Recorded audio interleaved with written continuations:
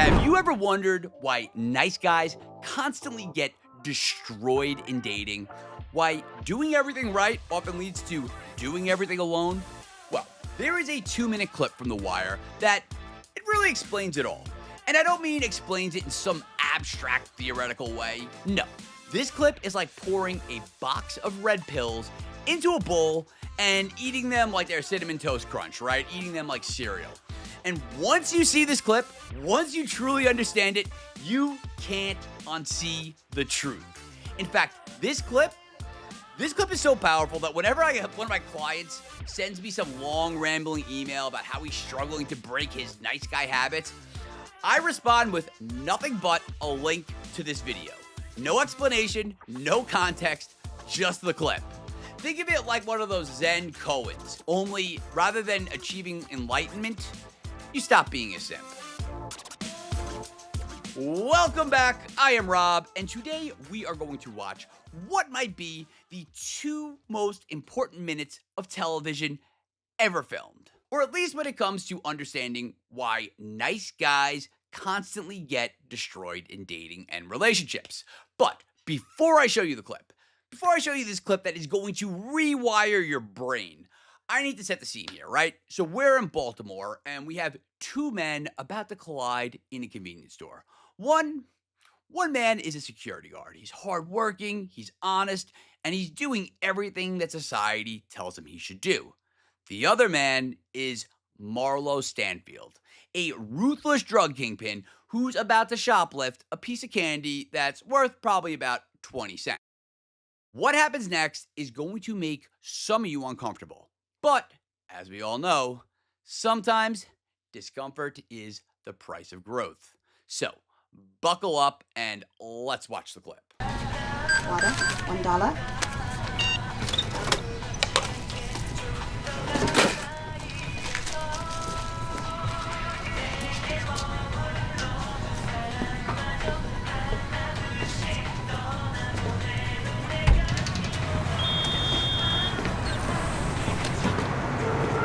The fuck? You think I dream of coming to work up in this shit on a Sunday morning? Tell all my friends what a good job I got? I'm working to support a family, man. Pretend I ain't talking to you. Pretend like I ain't even on this earth. I know what you are. Now, I ain't stepping to, but I am a man. And you just clip that shit and act like you don't even know I'm there. I don't. I'm here. Look, I told you I wasn't stepping to. I ain't disrespecting you, son.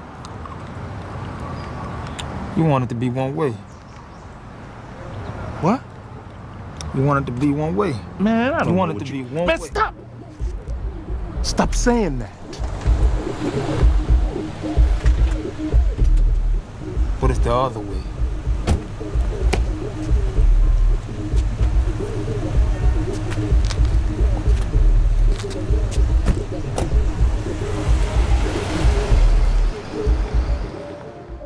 The nice guy contract. You want it to be one way, but it's the other way. Those words should be tattooed on the forehead of every guy who's ever complained about being too nice. Because that security guard, he's every nice guy who's ever existed, walking around with an imaginary contract in his head that says, if I follow the rules, if I'm respectful, if I work hard, and if I do everything right, the world owes me something in return. It's like nice guys are running around with this cosmic layaway plan. They think if they make enough deposits of good behavior that eventually they can cash them in for, the girlfriend of their dreams. They're like those kids who save up those tickets when they're at Chuck E. Cheese thinking they're going to get some amazing prize, only to discover that all they can afford is one of those, plastic spider rings and, maybe some chewing gum. Here's the problem. Women didn't sign up for this payment plan, and they never got the memo about this contract.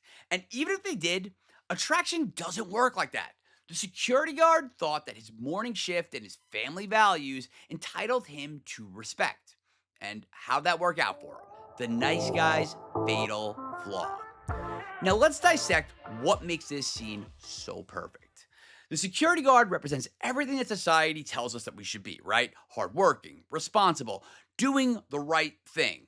Yet, when confronted with raw power and status, all those good guy credentials, they mean absolutely nothing. This mirrors exactly what happens when a nice guy watches a woman that he's been courting, and by courting, I mean he's orbiting her like some desperate satellite. When he watches her go home with some bartender who, has a neck tattoo and probably has a criminal record. The nice guy's brain short circuits. I mean, you can practically see the steam coming out of his ears because, according to his moral accounting books, this shouldn't be possible, right? He did everything right. He listened to her problems. He remembered her birthday. And he even waited 3 hours to text her back so that he wouldn't seem desperate. But here's what nice guys don't understand. Attraction isn't a reward for good behavior. It's a response to power. It's a response to status. And it's a response to emotional stimulation. The bartender with the neck tattoo, he might not have a 401k. He might not, take his grandma out for tea, but he does have something a nice guy doesn't, which is the ability to make a woman feel something. The nice guy half step. Now, there's another layer to this scene that is pure poetry. It's what I call the nice guy half step. Watch the security guard, and in particular, watch his body language. He comes storming out of that store like he's about to do something. But the moment that Marlo stands his ground, suddenly it's, I ain't stepping to you, son. This is the nice guy's signature move, right? He puffs up his chest while simultaneously backing away. It's like watching someone try to start a fight while already looking for the exit. They want to feel tough without actually having to be tough. It's the dating equivalent of those little yappy dogs that bark their heads off, but only when they're safely behind a fence. And I see it all the time in my line of work, right? Guys, whether it's on Instagram or over email, whatever, they'll send me these epic manifestos about how some woman disrespected them because she took 3 hours to respond to their text, right? And they're already ready to go to war over the text message equivalent of, a 20-cent lollipop, a 20-cent piece of candy. And it's just like our good old security guard friend. Now, here's what these guys don't realize. If you're going to step to someone, whether it's a drug kingpin or just telling a woman that you're dating that something bothered you, you better be ready to handle the response, because half-stepping is worse than not stepping at all. It's like bringing a strongly worded letter to a gunfight. The validation trap. This brings us to another crucial point that the scene illustrates perfectly. Notice how the security guard keeps trying to explain himself to Marlo. He's literally listing his credentials, right? He's like, I work hard, I support a family, I'm just doing my job. He's seeking validation from someone who couldn't care less, who doesn't give a shit. Sound familiar? It should, because this is exactly what nice guys do with women. They list all their positive qualities like they're reading off a resume. I have a good job. I'm loyal. I treat women with respect. They think that if they just explain themselves enough, if they just make their case clearly enough, the woman, well, she'll just have to see their value, right? But here's the cold truth. Explaining why someone should be attracted to you is about as effective as a comedian trying to explain why their joke was funny. Either it hits or it doesn't. The moment you start trying to argue your case is the moment that you've already lost. The power dynamic. Now let's talk about what Marlo does in this scene, because it is a masterclass in power dynamics. Marlo doesn't argue. He doesn't explain himself. He doesn't try to justify stealing that 20-cent piece of candy. He simply states reality as he sees it. You want it to be one way, but it's the other way. This is the exact opposite of nice guy behavior. Nice guys are constantly trying to negotiate reality. They think if they just follow the rules, if they just do everything right, that the world will give them what they want. But power doesn't work like that. Status doesn't work like that. And most importantly, attraction doesn't work like that. Think about the most attractive guys that you know. The guys who just seem to effortlessly command attention from women. Are they going around explaining why women should like them? Are they making their case, with like a PowerPoint presentation about all their great qualities? No. They simply exist in their reality and they let others adapt to them. The wake up call. And look, I get it. I've been that security guard. There was a time in my life where I thought the dating world, I felt like it owed me something because I was one of the good ones.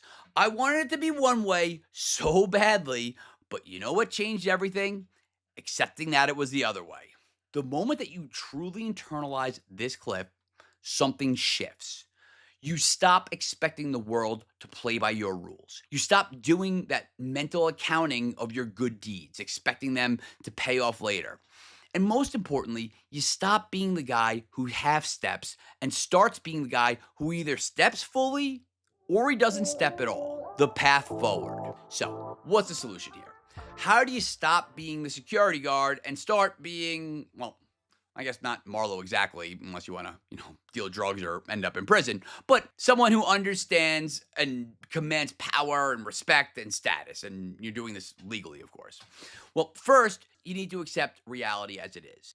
This means understanding that attraction, it isn't fair, it isn't logical, and it definitely isn't a reward for good behavior. You may want it to be one way, but guess what? It's the other way. Second, you need to stop seeking validation. The security guard needed Marlo to acknowledge him, to respect him, to validate his existence. That need for validation is what gave Marlo all the power. Finally, you need to create your own reality instead of trying to negotiate your way into someone else's reality. This means having standards, boundaries, and most importantly, the willingness to walk away when those things aren't met. Conclusion. So, here's your homework. Every time you catch yourself thinking, but I'm such a nice guy, why doesn't she like me? Or, I did everything right, why isn't this working? I want you to hear Marlo's voice in your head. You want it to be one way, but it's the other way. Because until you accept this truth, you'll keep being the security guard. You'll keep listing off all the reasons why the world should work the way that you want it to, while life keeps showing you otherwise. And by the way, if you're watching this thinking, but Rob, being nice and doing the right thing, it should matter. Well, if you're thinking that, congratulations, because you really need to watch that clip again. So restart this video and watch it all over again, because you still want it to be one way. But guess what? It's not that way. It's actually the other way. All right, so if you found this video helpful, make sure to like, make sure to subscribe, and also drop a comment below, and I want to hear your security guard moment. Look, we all have them, and sometimes, to be honest, the best way to grow is having the ability to laugh at our past selves. And don't worry, we're all going to laugh together. I have those stories, you have those stories, and anyone who's willing to change will post the stories because, like I said, we all got them.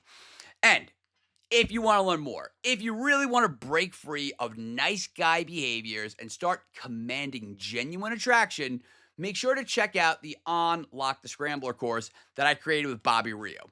And you can find more details at the link, I'm going to throw it in the description, or you can check it out by visiting www.unlockthescrambler.com/Rob. So until next time, remember, it's not the way that you want it to be.